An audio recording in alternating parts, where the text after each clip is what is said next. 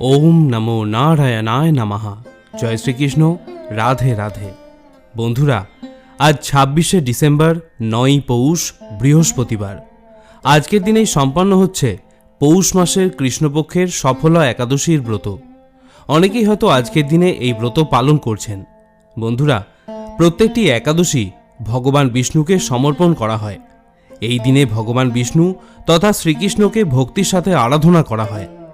নাম থেকেই অনুমান করা যায় যে সফলা একাদশীর ব্রত পালন করলে ব্রতকারী সব দিক থেকে সফল হয়ে থাকেন। ব্যক্তি জীবন, কর্মজীবন সর্বক্ষেত্রেই ভগবানের আশীর্বাদ লাভ হয়ে থাকে। শ্রী নারায়ণের কৃপায় যাবতীয় দুঃখ কষ্ট থেকে মুক্তি লাভ হয়।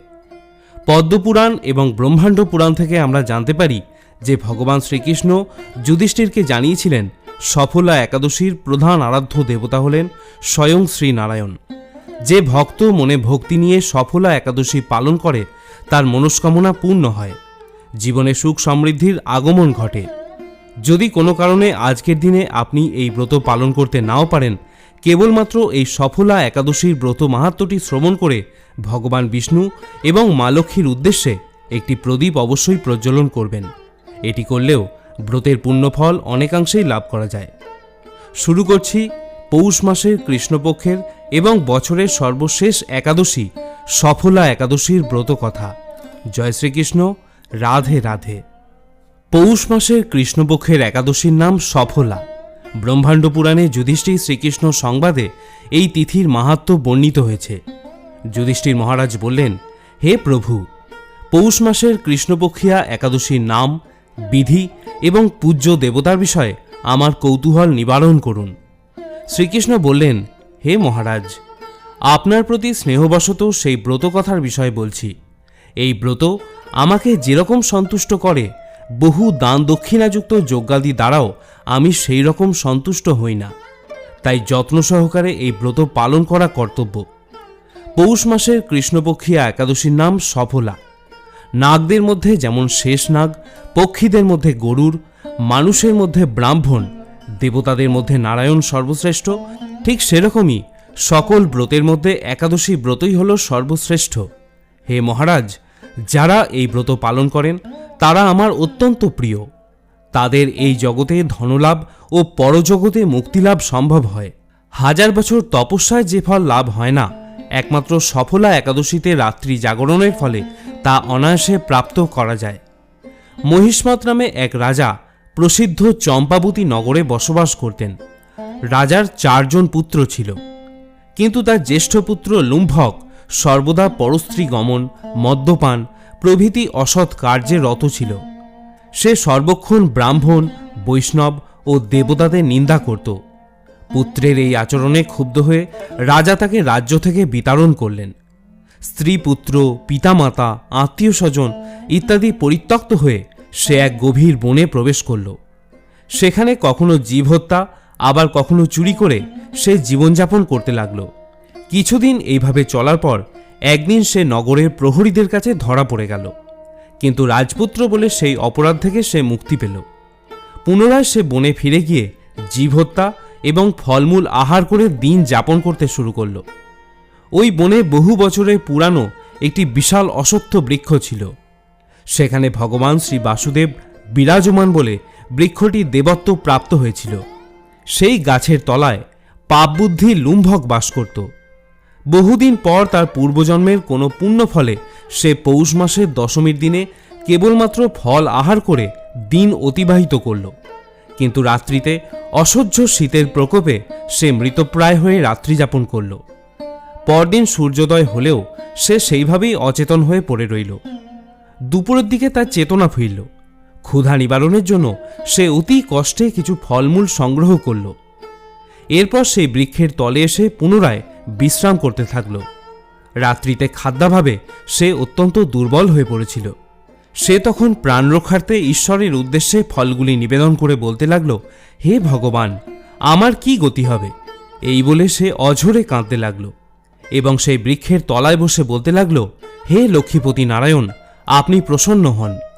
এইভাবে সে অনাহারে এবং অনিদ্রায় সেই রাত্রি জাগরণ করল। ভগবান নারায়ণ সেই পাপী লুম্ভকের রাত্রি জাগরণকে একাদশী জাগরণ এবং ফল অর্পণকে পূজা বলে গ্রহণ করলেন। এইভাবে অজ্ঞাতসারে লুম্ভকের সফলা একাদশীর ব্রত পালন করা হয়ে গেল। সকালবেলায় আকাশে দৈববাণী হল, হে পুত্র, তুমি সফলা ব্রতের পুণ্য প্রভাবে রাজ্য প্রাপ্ত হবে। সেই দৈববাণী শোনামাত্র লুম্ভক দিব্য রূপ ধারণ করল। তার সমস্ত পাপ বুদ্ধি অচিরেই বিনাশ হল। সে পুনরায় নিষ্কণ্টক রাজ্য লাভ করল। স্ত্রী পুত্রসহ কিছুকাল রাজ্যসুখ ভোগের পর পুত্রের ওপর রাজ্যের ভার দিয়ে সে সন্ন্যাস গ্রহণ করল। অবশেষে মৃত্যুকালে সে অশোক অভয় ভগবানের কাছে ফিরে গেল।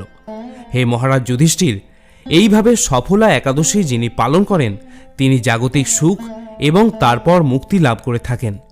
এই ব্রতে যারা শ্রদ্ধাশীল তারাই ধন্য, তাদের জন্ম সার্থক, এতে কোনো সন্দেহ নেই। এই ব্রত মাহাত্ম্য পাঠ ও শ্রবণে মানুষের রাজস্ব ও যজ্ঞের ফল লাভ হয়ে থাকে।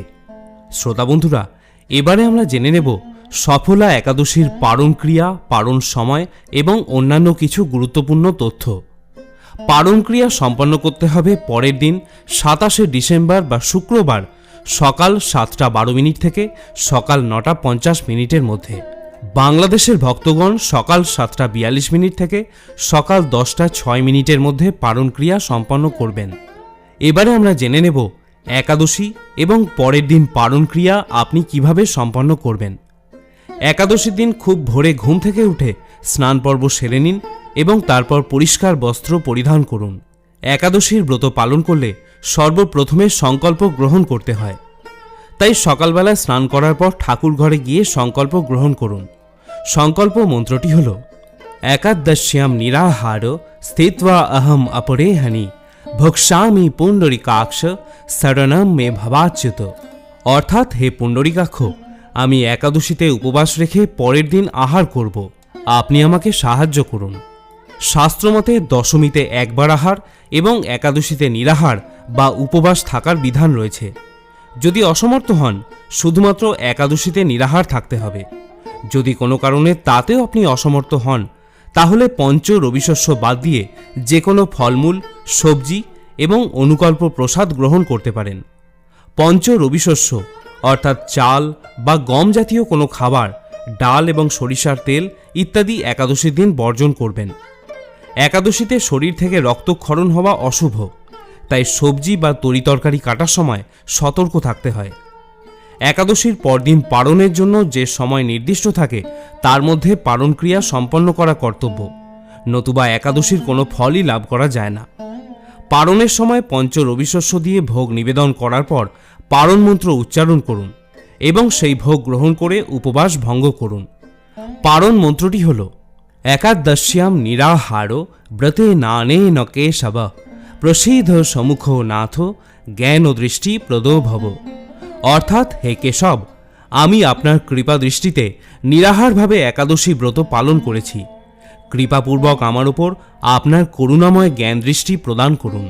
এখানে বলে রাখা প্রয়োজন, যদি একাদশীতে ভগবানকে ভোগ নিবেদন করেন তাহলে সেই ভোগে তুলসী পাতা নিবেদন করতে ভুলবেন না।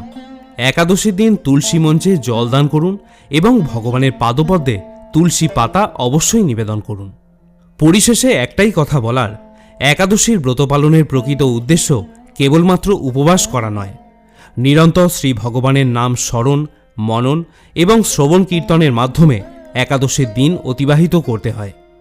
এদিন যে কোনো রকমের পরনিন্দা, মিথ্যা ভাষণ, রাগ এইগুলি বর্জন করুন এবং আনন্দের সাথে একাদশীর ব্রত পালন করতে থাকুন। আজ এখানেই শেষ করছি। যদি ব্রতকথা এবং অন্যান্য তথ্য শুনে আপনি সমৃদ্ধ হন তাহলে ভিডিওটিতে অবশ্যই একটি লাইক করবেন। সকলে ভালো থাকুন, সুস্থ থাকুন। জয় শ্রীকৃষ্ণ।